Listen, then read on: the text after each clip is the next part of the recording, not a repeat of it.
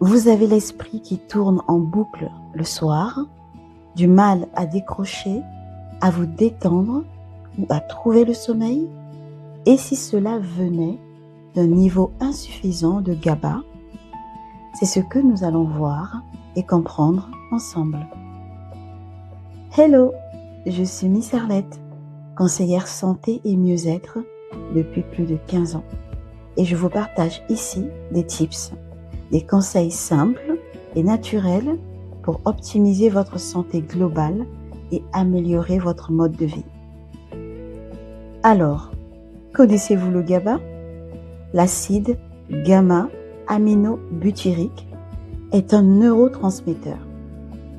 Un neurotransmetteur est une molécule messagère produite par le cerveau qui permet aux neurones de communiquer entre eux. Certains neurotransmetteurs ont un effet stimulant, comme le glutamate, la dopamine ou la noradrénaline. Ils participent à l'éveil, à la concentration et à l'activité mentale. Le GABA, lui, fait l'inverse. Il ralentit l'activité nerveuse. On peut le voir comme le frein du système nerveux. Là où certains messagers excitent, le GABA apaise. Notre corps fabrique naturellement le GABA. Il est produit à partir d'un acide aminé appelé glutamine, d'abord transformé en glutamate, puis en GABA dans le cerveau. Pour soutenir cette production naturelle, on peut consommer des aliments riches en ces précurseurs comme les œufs, les poissons, les légumineuses, lentilles, pois chiches, les épinards ou les tomates. Quand le niveau de GABA est trop bas, on peut ressentir plus de stress, de nervosité, des difficultés d'endormissement ou une agitation intérieure. J'aime dire que le GABA aide à calmer l'excitabilité ou la surexcitation des neurones, comme si on baissait un interrupteur pour réduire le flux de pensées qui tourne en boucle dans notre tête de jour comme de nuit, souvent la nuit. C'est une image simple, mais elle décrit bien son rôle. Dans les compléments alimentaires, le GABA est généralement obtenu par fermentation à partir de certaines matières végétales riches en sucre ou en amidon, comme le glucose issu du maïs, l'amidon de riz, le blé ou d'autres céréales, ainsi que la betterave sucrière.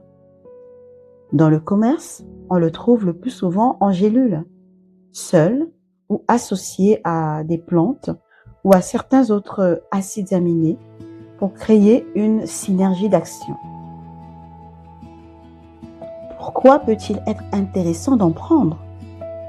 Tout simplement pour favoriser la détente, soutenir le sommeil et l'équilibre nerveux. Ce n'est pas un médicament, mais un complément alimentaire, un soutien pour le bien-être. Maintenant que nous avons vu les bienfaits du GABA, il est important de rappeler aussi quelques précautions. La supplémentation est déconseillée sans avis médical chez la femme enceinte ou allaitante, chez l'enfant, en cas de tension artérielle basse ou si vous prenez déjà des traitements sédatifs, anxiolytiques ou pour le sommeil. Les effets indésirables possibles, généralement très légers, peuvent inclure somnolence, maux de tête ou inconfort digestif. Si un effet inhabituel apparaît quand vous prenez votre GABA, on arrête et on demande conseil. Si vous avez des questions à ce sujet ou des questions sur la santé de manière globale, je vous encourage à me les poser. Et avant toute supplémentation, une fois de plus, demandez conseil à votre médecin, votre pharmacien ou un professionnel de santé qualifié. À bientôt pour d'autres tips sur notre compte Instagram, notre chaîne YouTube ou encore sur notre chaîne WhatsApp. Feuille de soins 2, le chiffre 2. À bientôt! Bye bye.